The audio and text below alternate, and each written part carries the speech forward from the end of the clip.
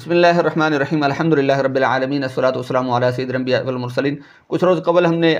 غیر انبیاء پر علیہم السلام کہنے کے حوالے سے 2 ویڈیوز اپلوڈ کی تھیں، اور اس پر الحمدللہ ہم نے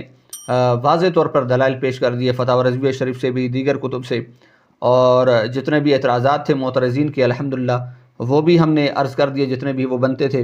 اور عقلاً اور نقلاً دونوں یعنی اعتراضات ہم نے جو تھے وہ پیش بھی کیے اور ان کے جوابات بھی عرض کیے۔ لیکن ایک علامہ صاحب نے ہمارے جو پہلا ویڈیو تھا اس کے تھمبنیل پر اعتراض کرتے ہوئے اور ہماری اصلاح فرماتے ہوئے اس بات کی طرف ہماری توجہ دلائی کہ آپ نے قبلہ مناظر اہل سنت، محقق اہل سنت، مفتی اہل سنت، مفتی راشد محمد رضوی صاحب دامت برکاتہم العالیہ وأطال اللہ عمرہ ودام فیوزہ کے حوالے سے میں نے یہ تھمبنیل پر لکھا تھا کہ مفتی صاحب کی خیانت پکڑی گئی۔ تو آپ نے یعنی علامہ صاحب نے فرمایا کہ یہ ایک جرح کا جملہ ہے جو میں نے کہا ہے،